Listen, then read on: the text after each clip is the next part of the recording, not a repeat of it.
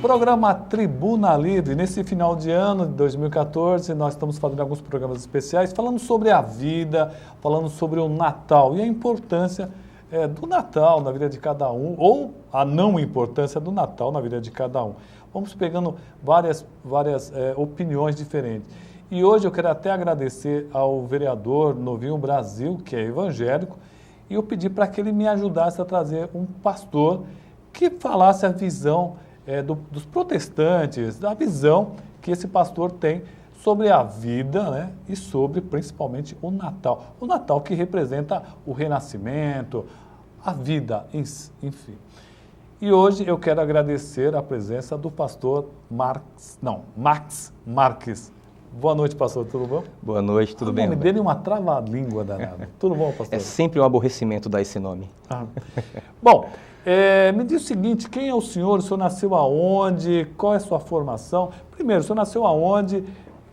E conta um pouquinho da sua história. Bom, eu sou daqui de São Paulo mesmo, nasci na Casa Verde, sou casado, tenho 3 filhos, sou pastor há 16 anos da Igreja Assembleia de Deus, Ministério de Madureira. Sou formado em Propaganda e Marketing pela Universidade Paulista, sou pós-graduado em Administração de Empresas pela Unip, fiz Teologia pela Corrigan University Theological Seminary, uma faculdade presbiteriana, apesar de pastorear a Assembleia de Deus, e estou graduando em Letras pela Universidade Cruzeiro do Sul. Ele falou uma coisa interessante, ele é formado em Teologia, ele tem Teologia. Eu tenho sentido, pastor, só rapidamente, só um adendo, que muita gente acaba não se preocupando em fazer teologia. Como é que o senhor tem essa visão? E mesmo assim pastoreando. Existe um preconceito a respeito da teologia. Para quem está de fora, fazer teologia é simplesmente estudar a Bíblia. Na verdade, não é. A faculdade de teologia é uma faculdade completa, que envolve arqueologia, geografia, história, filosofia, ética, cidadania, matérias práticas do dia a dia. Para quem está dentro, sobretudo para o evangélico, ele tem um preconceito de achar que a teologia vai desespiritualizar a sua vida com Deus. Como se a teologia fosse algo humano, estudar Deus fosse algo ruim. Na verdade, estudar teologia é estudar a pessoa de Deus em todas as suas manifestações, inclusive no relacionamento com o ser humano. E, sobretudo, na vida prática do ser humano para com esse relacionamento com Deus. Bom, e a nossa proposta do programa Tribuna, nesse final de ano, é ver as várias religiões. Então, a pergunta seguinte é muito óbvia. A teologia ensina o senhor a entender melhor o islamismo, o cristianismo como geral, os católicos, os protestantes, as várias divisões dentro do cristianismo. A teologia acaba ajudando o senhor a entender essas outras manifestações de Deus? Bom, quando o teólogo, quando ele de fato ele se dedica a ser um teólogo e não apenas a receber informações dogmatizadas da sua instituição religiosa, então é necessário que ele abra a mente para as demais religiões. Então, quando eu, pastor, protestante, reformado, eu estudo o islamismo, eu estudo no material dos islâmicos, para entender como eles pensam, como eles entendem Deus. Quando eu estudo o catolicismo, no material católico, na história católica, para que não se torne apenas um ponto de vista preconcebido, preconceituoso de religião. Então, sim, nós estudamos as várias vertentes, as várias manifestações da religião através da história, a questão do porquê de Deus, a existência de Deus, por que cremos em Deus. Então, tudo começa por aí. E a partir daí é que se manifesta a religião. Porque o que é a religião? A religião é a busca de se ligar novamente com Deus. E é sob esse prisma de se ligar com Deus que nós estudamos a teologia. Bom, e aí chegamos no Natal. Natal, dia 25 de dezembro, a data não quer dizer muito não, né? Porque ninguém sabe exatamente quando é que Jesus teria nascido. Mas o Natal em si, como é que sua religião vê o Natal? A importância ou a não importância dessa data comemorativa? A gente pode analisar o Natal sob 2 pontos de vista diferentes. Primeiro, o Natal hoje, lamentavelmente, é uma questão, sobretudo, comercial. O Natal, resta pouco de cristão no Natal. A própria origem da comemoração, essa data 25 de dezembro, é uma data comum a várias religiões. simplesmente uma questão comercial, para incentivar o cidadão a gastar o seu 13º, injetar dinheiro na economia. Lamentavelmente, essa é a realidade. Poucos símbolos do Natal têm alguma relação com o cristianismo genuíno, o próprio comportamento. Eu, como pastor, quando chega final de ano, pessoas vão até a igreja para me procurar, numa tentativa de se penitenciar pela vida que levou durante o ano, justamente no Natal. É aniversário de Jesus, vou dar um presente para ele para tentar me reconciliar. Então perdeu-se muito do sentido do que de fato deveria ser o Natal. Agora, olhando por um ponto de vista cristão, teologicamente, o que vale para a igreja, o que de fato pesa para a igreja não é o nascimento de Cristo, é a sua morte. Jesus encarna aqui nessa terra, isso é algo importantíssimo para toda a humanidade. Tudo o que aconteceu antes do nascimento de Jesus converge para o seu nascimento. Toda a história, desde a criação, desde o Jardim do Éden, os impérios que se levantaram sobre o povo judeu, o povo de Cristo, a filosofia da época que Jesus nasceu, porque por causa da filosofia grega é que foi permitido o livre pensamento, os questionamentos, porque Jesus, ele foi o maior questionador religioso da história. Jesus questionava, Jesus inquiria, Jesus provocava, ele mexia com os dogmas, com os paradigmas das pessoas, levava as pessoas a olharem para Deus de uma forma diferente, fora daquele gesso religioso. Jesus, ele extraía o conteúdo daquilo que Deus havia dito, porque Moisés escreveu uma lei, até então apenas letra, apenas teoria, e Jesus, ele enfia a mão dentro da lei e extrai o conteúdo dessa lei. A encarnação de Jesus foi fundamental, foi única para a salvação do ser humano, é o único caminho para o homem ser salvo. A Bíblia diz que no princípio Deus, ele se manifestava apenas através da palavra. No princípio era a palavra era Deus, a palavra estava com Deus e a palavra era Deus. Alguns versículos depois, o escritor João diz: e a palavra se fez carne e habitou entre nós, e vimos a sua glória, como a glória do unigênito do Pai. Teoricamente, o Natal comemora isso, o nascimento de Cristo. Porém, o nascimento de Cristo não é a principal obra que Deus fez aqui na Terra. É na morte de Cristo que o homem se reconcilia com Deus. Porque havia uma dívida, um abismo gigantesco de pecado entre Deus e o homem. Jesus encarna nessa terra e vive uma vida relativamente curta. Eu tenho 35 anos, ele tinha 33,5, viveu menos que eu. E desses 33,5, só 3 anos e meio de ministério. Eu tenho 16. Jesus teve um ministério relativamente curto. Muito curto. A igreja de Jesus Cristo tinha 120 pessoas. A minha tem 300 pessoas. E existem igrejas muito maiores do que isso. Porque Jesus não veio para curar enfermos, embora tenha curado. Não veio para alimentar pobres, embora tenha alimentado. Ele não veio para fazer milagres, embora tenha feito. A maior prova disso é que os mesmos que comeram o pão na multiplicação dos pães foram aqueles que levantaram espadas e varapaus gritando: crucifica-o, crucifica-o. Jesus, ele veio por uma causa. Jesus veio para morrer. É na morte de Cristo que o homem se reconcilia com Deus. Pelas palavras, é isso mesmo. Eu achei muito legal. Eu acho que houve esse engano, né, de algumas pessoas acharem que ele veio para fazer milagre, veio para isso, para aquilo. Não é bem isso. Mas a pergunta é a seguinte: a sua igreja comemora o Natal? Sim. A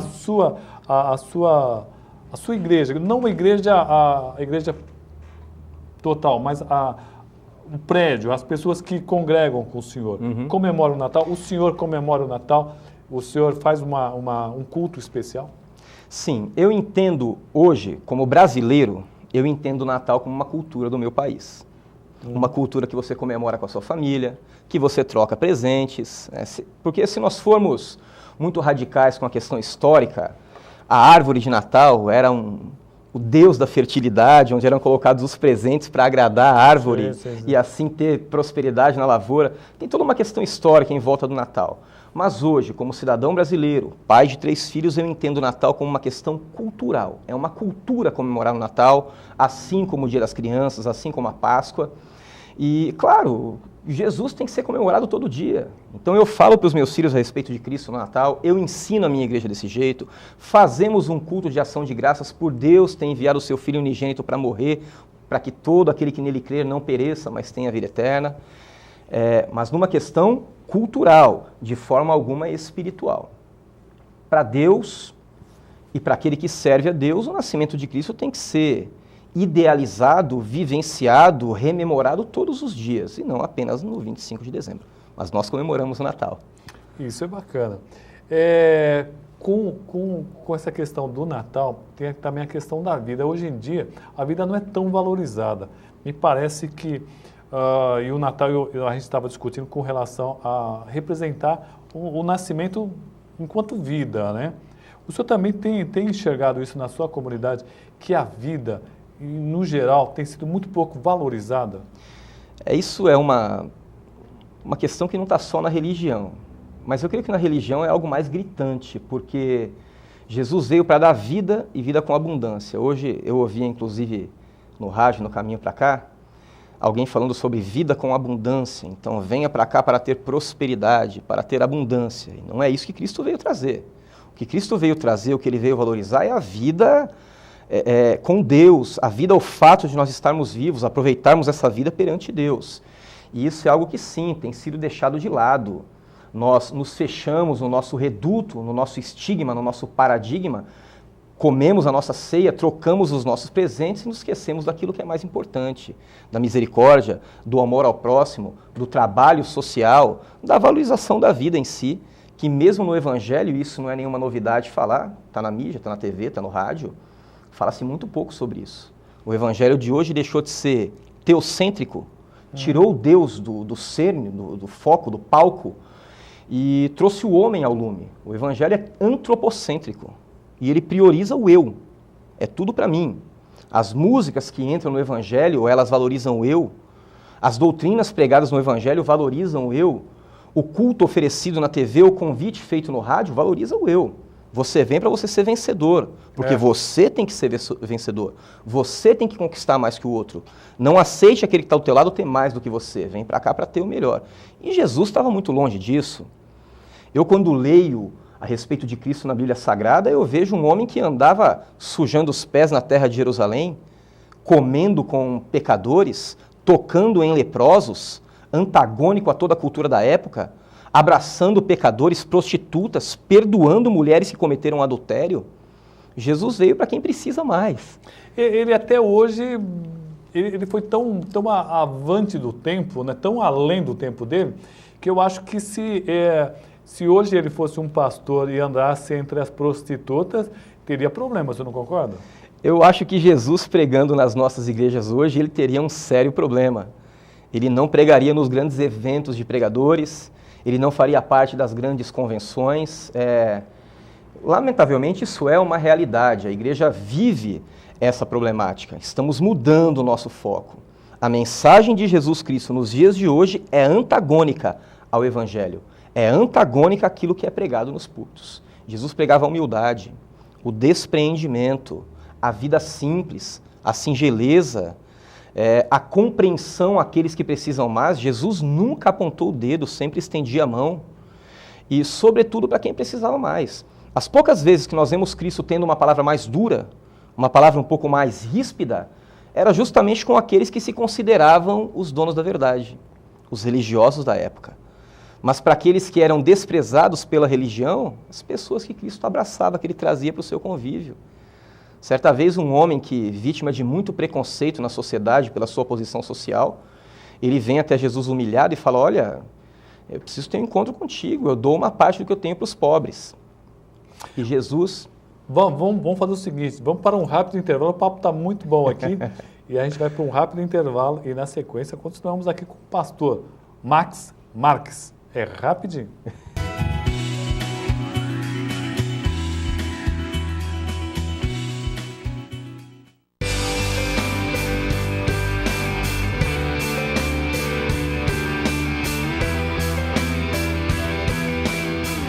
Sindicato dos Trabalhadores nas Indústrias da Construção e do Mobiliário de Guarulhos e Arujá.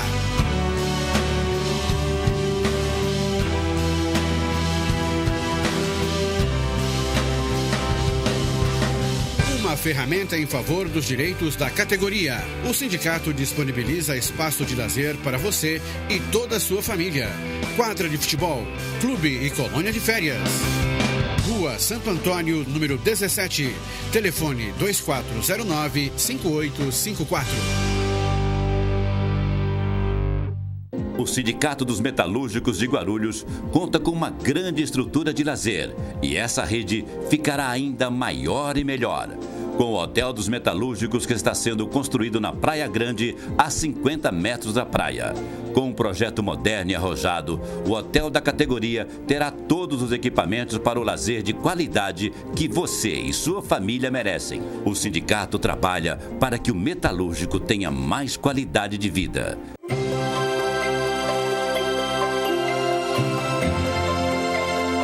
Olá pessoal, eu sou o vereador Novinho Brasil e quero desejar a você um Feliz Natal e um próspero Ano Novo.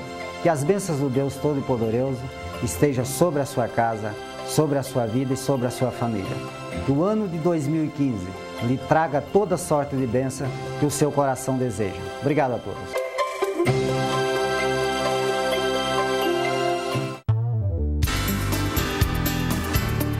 Há 50 anos, o Sincoverg, Sindicato dos Condutores de Veículos Rodoviários e Trabalhadores em Transportes Urbanos, vem conquistando importantes avanços para a categoria.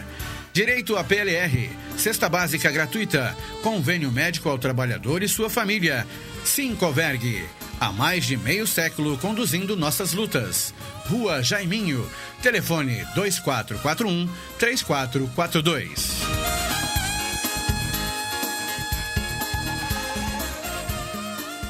Comerciário, esse é o Sindicato dos Empregados no Comércio de Guarulhos.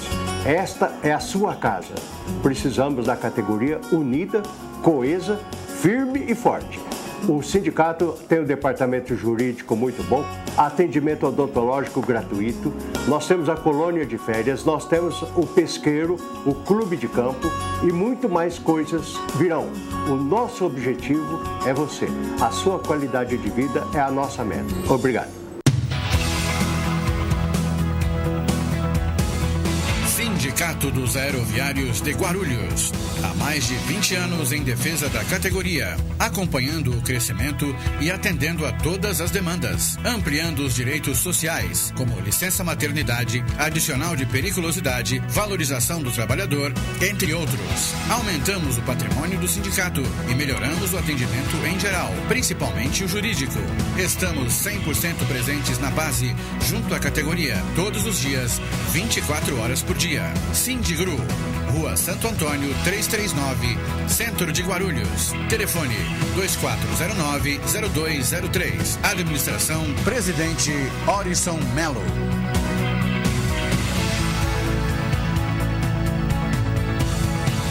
A ACE Guarulhos preparou uma grande surpresa de Natal. As compras no seu estabelecimento podem valer um Chevrolet Onix, uma moto e uma TV 40 polegadas. Os comerciantes que adquirirem o kit com 200 cupons e 2 cartazes irão promover suas vendas e concorrer a uma viagem de 5 dias com acompanhante para Florianópolis. Participe! Para mais informações, ligue 2137-9333. Surpresa de Natal. Realização ACE Guarulhos.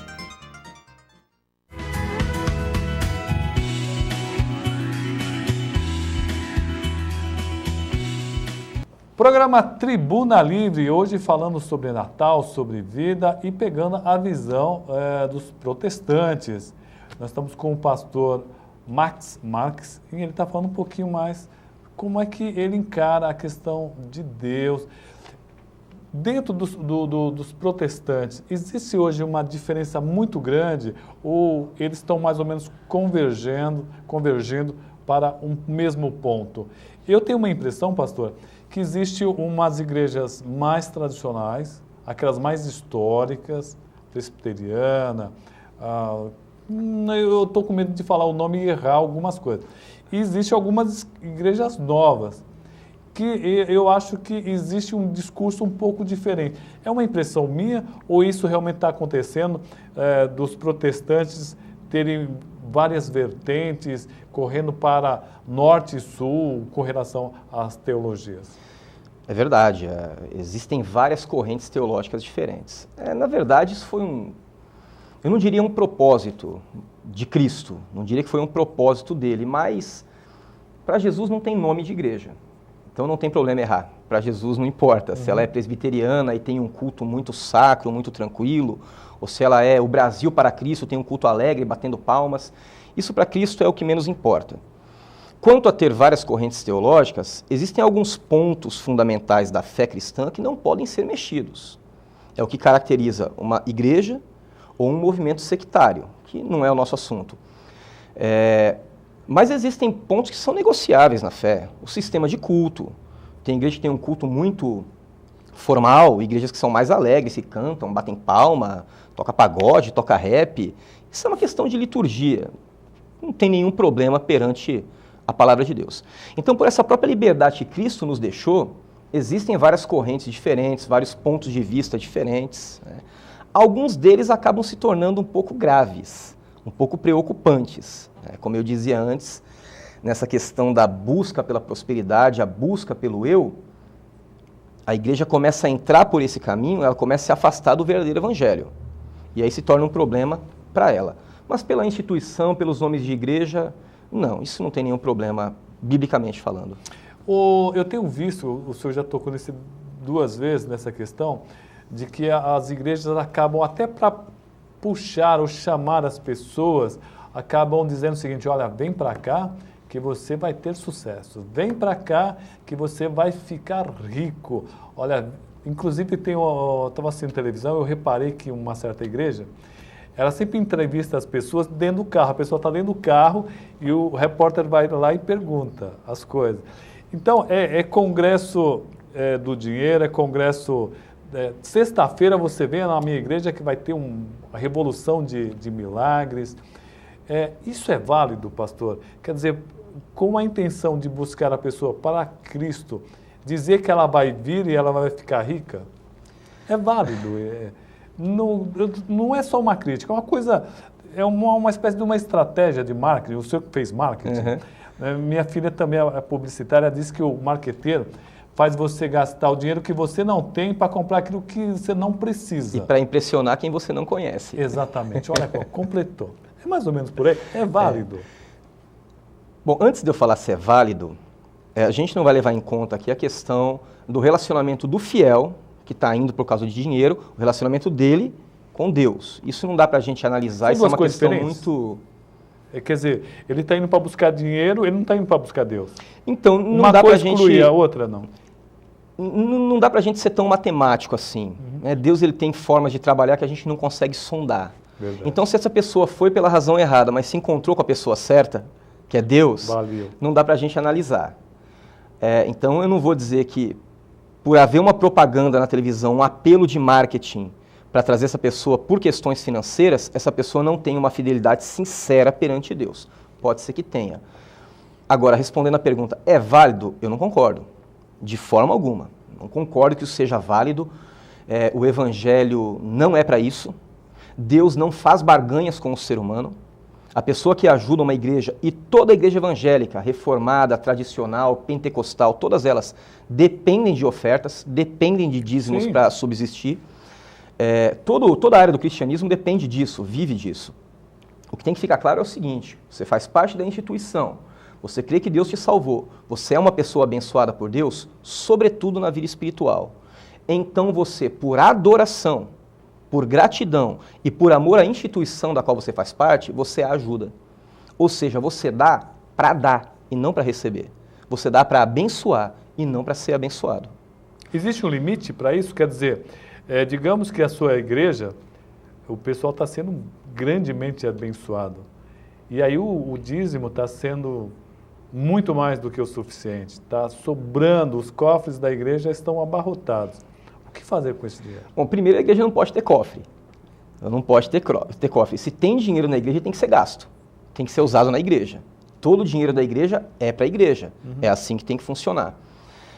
Agora, tem muito dinheiro? Está sobrando dinheiro? Então vamos investir, vamos fazer trabalho social. Poxa, a grande maioria das casas de recuperação que tem em São Paulo e no Brasil são evangélicas. Sim. Né? As obras sociais são evangélicas. Então o dinheiro que está na igreja está sobrando, vamos investir nisso. Não tem mais obra social para investir, vamos ver o bairro que não tem igreja. Vamos construir uma igreja lá. Vamos abrir, eu dirijo uma congregação. Nós temos dinheiro suficiente, vamos abrir uma subcongregação, até que ela se torne mais uma congregação. Vamos expandir o evangelho. Então, o dinheiro da igreja é para cuidar das pessoas que precisam lá dentro, em primeiro lugar.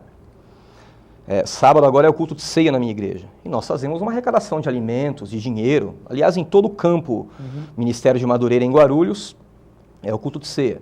Fazemos uma arrecadação de alimento, de dinheiro, e isso é utilizado para fazer cestas básicas para distribuir. Primeiro na igreja, primeiro para os de casa, e depois para pessoas do bairro, que não fazem parte da igreja. Elas também podem lá se cadastrar e pegar a sua cesta básica. Isso vale em qualquer igreja de Madureira em Guarulhos, e não só em Madureira. Assembleia de Deus, Presbiteriana, Batista, todas as igrejas protestantes fazem esse trabalho. Dinheiro é para isso. Dinheiro na igreja é para isso. Não é para enriquecer ninguém, isso é ilícito, isso é imoral, isso é errado, não é a vontade de Deus. Deus não aprova esse comportamento de jeito nenhum. Eu sou pastor, dirijo uma igreja grande e trabalho, sou professor. Eu acordo todos os dias, pego um trânsito terrível aqui na Dutra, na Ayrton Senna, né, para vir até a Vila Moreira para trabalhar, dou aula de administração, marketing, RH. Dinheiro de igreja não é para enriquecer. Esse apelo marqueteiro da igreja, ele é muito perigoso para o evangelho. Eu repito, não são as pessoas que estão lá dentro, de repente são muito fiéis a Deus, mas ministerialmente isso afasta o evangelho do seu foco. Qual é a grande mensagem de Cristo? A grande mensagem de Cristo é, sobretudo, amar a Deus sobre todas as coisas e ao próximo como a si mesmo. O povo brasileiro tem, eu estou falando de modo geral, tá? O povo brasileiro tem feito isso? É difícil, é muito difícil. Existem muitas pessoas boas, muita gente fazendo bem, mesmo fora como evangélico, fora do meio evangélico, tem muita gente boa, muita gente fazendo bem, muita gente cuidando de pessoas, muita gente dedicando a vida nisso. Existem pessoas, mas infelizmente não é geral, infelizmente o amor, ele não é pregado dentro da igreja, o amor de Cristo, o amor altruísta, o amor que abre mão de si mesmo pelo próximo, infelizmente nós estamos muito longe disso, no Brasil inteiro. As igrejas, então, estão fazendo o serviço errado? Eu não diria que fazendo o serviço errado. Deus, ele escolheu fazer uma obra perfeita, porque a obra continua sendo perfeita. A obra dele, a gente pode dividir a igreja, uma igreja, qualquer uma. Você pega uma igreja, uma instituição, um templo, e divide em duas igrejas ali dentro. A igreja como organização é aquela que você tem um cartão de membro, que você tem um pastor, um líder de departamento, um diácono que cuida do estacionamento, um secretário, um tesoureiro. É a organização. E nós temos uma outra igreja dentro dessa igreja, que é a igreja organismo de Cristo. É onde Cristo existe. Como diferenciar quem faz parte das duas ou quem faz parte de uma só? Bom, isso não cabe a nós. Mas essa igreja organismo, essa igreja espiritual, essa igreja que existe nas regiões celestiais, ela não se corrompe. Jesus disse, quando Pedro afirmou que ele era o Cristo de Deus, Jesus disse, Pedro, as portas do inferno não prevalecerão contra a minha igreja. Então, a igreja não é que ela faz o serviço errado, é que Deus, na sua soberania, escolheu fazer uma obra perfeita através de pessoas imperfeitas. Então a obra funciona, mas o homem erra. Isso vale para todos, não se salva nenhum. Nessa questão de errar, de não ser perfeito, todos erram, mas Deus ainda assim faz uma obra perfeita. Qual o grande erro da igreja hoje? Existe um grande erro para não conseguir... Porque... Teoricamente, né, o ser humano ele tem inteligência, tem bom senso. Mataram é impossível, não dá para conceber uma pessoa matando outra, fazendo mal para outra, roubando a outra. Qual o grande erro da igreja para a gente não conseguir passar toda essa mensagem bonita? Porque eu vejo que todo mundo, quando vê a história de Cristo, chora, vendo ele sofrendo, chora, mas na hora do vamos ver, ele acaba esquecendo tudo. Eu creio que o principal erro da igreja é a mudança de foco. é mudar o objetivo. Toda pessoa, quando chega ao Evangelho, ela chega no Evangelho para servir a Cristo, para ser igual a Cristo, para imitar a Cristo. Nós chamamos isso de primeiro amor. É o novo convertido, é aquele que conheceu a Deus, né? E, lamentavelmente, muitas pessoas, quando o tempo vai passando, vão mudando o seu objetivo. Continuam na igreja, mas o foco é outro. E se você muda o foco, você não olha mais para onde Cristo olha. Se você não olha para onde Cristo olha, você erra o alvo. Bom, quero agradecer ao pastor e nesse final de programa, eu gostaria que ele fizesse uma oração, assim como estão pedindo para todos. Uma oração que, com certeza, vai ter uma grande força para os que realmente acreditam. E mesmo que não acreditam, de vez em quando, mesmo que você não acredite em Deus, Deus acredita em você, Ele vai acabar te ajudando. Não pense que Ele vai fazer você ganhar na loteria. Deus não vai fazer você ganhar na loteria. Não, não vou. Ele provavelmente vai fazer você ser a pessoa que vai dar o presente para alguém que realmente está precisando. Essa vai ser o seu grande presente, é você fazer o presente, se fazer de presente para uma outra pessoa. Pastor, obrigado pela presença. Eu que agradeço. E eu gostaria que o nosso programa terminasse, o senhor fazendo uma oração nesse Natal para todos. Será uma satisfação. Por favor. Então vamos orar. Senhor Deus, eu peço, não por mérito, mas pela Tua graça, pela Tua misericórdia e pela intercessão, mediação do Senhor Jesus, por todos aqueles que nos assistem nesse momento, eu peço que o Senhor toque cada coração, que o Senhor, pelo Teu Espírito Santo, entre em cada lar, trazendo o Teu amor, a Tua virtude, a Tua verdade, para que nós, seres humanos, nós brasileiros, nós, criaturas Tuas, possamos abrir os nossos olhos, abrir o nosso coração, a nossa mente e compreender a verdadeira mensagem do Evangelho, que é o que nós mais precisamos. Essa boa notícia que o Senhor Jesus veio trazer para nós. Essa notícia de uma nova vida, de uma nova realidade, essa notícia de uma vida espiritual na Tua presença, essa notícia que nós podemos de fato nos encontrar contigo e ter uma vida junto a Ti. Eu peço pela nossa sociedade, pelos problemas que nós enfrentamos aqui na nossa cidade de Guarulhos, Deus. O Senhor é poderoso para fazer tudo muito mais abundantemente além daquilo que pedimos e pensamos. Então que esse poder todo se derrame nessa cidade para trazer a paz, para nos ajudar os nossos governantes, as nossas autoridades a combater a violência, a pobreza, a miséria, enfim, abençoando essa cidade de Guarulhos e todas as pessoas que nos assistem, Deus, no nome do Senhor Jesus. Amém. Muito obrigado. Feliz Natal e um próspero Ano Novo.